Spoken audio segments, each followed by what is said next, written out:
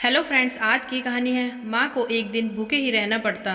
रमेश और सुरेश दोनों ही जो कि बचपन से साथ रहे थे और शादी के बाद उनके परिवार में दरार आ चुकी थी और दोनों ही भाइयों का एक ही घर में रहना मुश्किल था।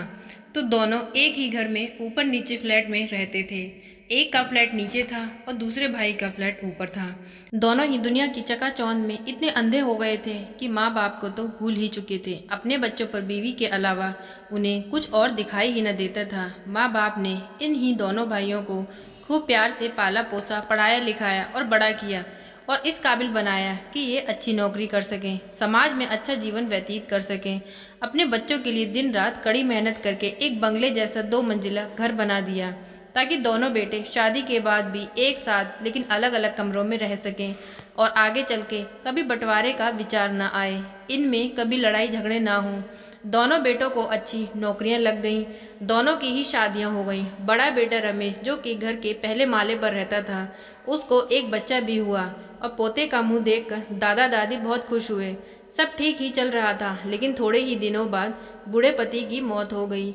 जब तक पति जिंदा था, दोनों बेटे बहू माँ का सम्मान किया करते थे। जैसे ही पति मर गया, दोनों बेटे और बहुएं हर दिन माँ की सेवा करना तो दूर, माँ को हर दिन खाना खिलाने के लिए भी राजी न थे।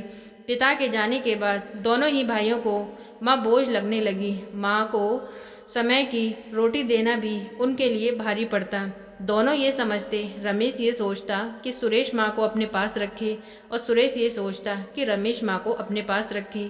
इसलिए एक दिन दोनों ने विचार किया कि वह आपस में बैठकर बातचीत करते हैं कि माँ का क्या करना है। और फिर दोनों बेटे और बहुओं ने मीटिंग की और तय किया कि माँ को खाना खिलाने की जिम्मेदारी बांट ली जाए। यानी कि 15 दिन बड़ा बेटा और 15 दिन छोटा बेटा माँ को खाने की जिम्मेदारी लेगा। जिन बेटों को बिना दिन रात देखे, भूख ना होते हुए भी और मन चाहा खाना हमेशा खिलाने के लिए जो माँ तैयार रहती थी, अब उसी माँ को बेटों के यहाँ पर दिनों के हिसाब से खाना दिया जाता था।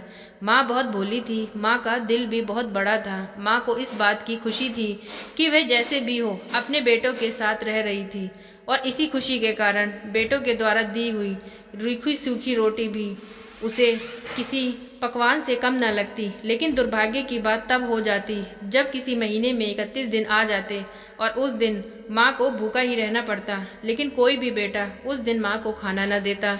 बेचारी माँ आखिर करती भी तो क्या। आखिर अब उनके पति भी नहीं रहे थे। एक बार जब बड़े बेटे रमेश के यहाँ 15 दिनों तक खाना खाने की बारी चल रही थी, बड़ी बहू का जन्मदिन था। उसने कहा, आज मेरा खाना बनाने का मूड नहीं है, चलो कहीं बाहर खाना खाने चलते हैं। तो बड़े बेटे रमेश ने कहा, हम चलेंगे। तो फिर माँ खाना कैसे खाएंगी? तो उसकी बीवी बोलती है, मैंने क्या रोज़ का ठेका ले रखा है? तो क्या माँ जी की वजह से हम एक दिन बाहर खाना खाने भी नहीं जा सकते? मुझे नहीं पता, पर आज हमें बाहर जाना है। और फिर रमेश बीवी के कहने पर बाहर जाने के लिए तैयार हो जाता है। तब रमेश अपनी बीवी और बच्चे के साथ कहीं बाहर किसी होटल में खाना खाने चला जाता है। बड़ी बहू ने माँ से कहा, माँ जी आज खाना नहीं बनाया है, हम बाहर जा रहे हैं, वहीं खाएंगे। आप अपने लिए कुछ पका लेना और खा लेना। और अगर आप खाना ना बना सको तो फिर ऐसा कीजिएगा कि पास वाले मंदिर में भंडारा लगता है, आप वहीं जाकर खा लीजिए। तो इससे आपको खाना बनाने की ज़रूरत भी नहीं पड़ेगी और आपको भूख भी नहीं रहना पड़ेगा। पास में ही खड़ा बेटा और पोता ये सब कुछ सुन रहे थे, लेकिन वह चुपचाप ही खड़ा रहा, कुछ न बोला। बूढ़ी माँ को भूखा ही छोड़ बेटा और बहू खाने के लिए निकल गए। माँ को थोड़ा दुख तो हुआ, लेकिन फिर अपने आप को ये सोचकर मना लिया कि ठीक ही तो है, कभी कभी बहू को भी घर के काम से आराम मिलना चाहिए और भगवान का भंडारा खाने का सौभाग्य तो किस्मत वालों को ही मिलता है। माँ खुशी खुशी मंदिर में जाकर भंडारा खा आई। कुछ दिन ऐसे ही बीत गए। एक दिन बड़े बेटे की छुट्टी थी। बेटा बहू और उनका बच्चा अपने घर में साथ में समय बिता रहे थे। माँ बाप छोटे बच्चे को पूछ रहे थे कि वह बड़े होकर क्या बनना चाहता है और क्या करना चाहता है। छोटे बच्चे ने बड़े ही सरल भाव से माँ बाप को उत्तर देते हुए कहा, वह बड़े होकर वकील बनना चाहता है। उसकी इच्छा है कि इस घर से भी एक बड़ा घर लेने की, लेकिन वह घर मंदिर के पास होना चाहिए। माँ बाप ने पूछा, घर मंदिर के पास क्यों होना चाहिए? तब बच्चा माँ बाप से कहता है, घर के पास मंदिर इसलिए होना चाहिए ताकि जब मैं बड़ा होकर किसी फंक्शन में बाहर जाऊं तो आप दोनों को ज़्यादा तकलीफ ना हो। मंदिर नज़दीक रहेगा तो आपको दूर जाकर भंडारा नहीं खाना पड़ेगा। मासूम बच्चे का ऐसा जवाब सुनकर दोनों के ही पैरों तले ज़मीन खिसक गई। बच्चा अपने माँ बाप से कहता है, क्या हुआ पिताजी? मैंने आपसे यही सीखा है।